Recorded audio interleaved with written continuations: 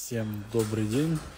Prado 120, 4 литра, замена цепей, муфт, звезд, ну и всего сопутствующего. 4 литра, 1 ГР, сборка. Вчера была произведена регулировка клапанов. Вот. Заменены все звезды, все цепи, все натяжители, муфты, успокоители. Вот.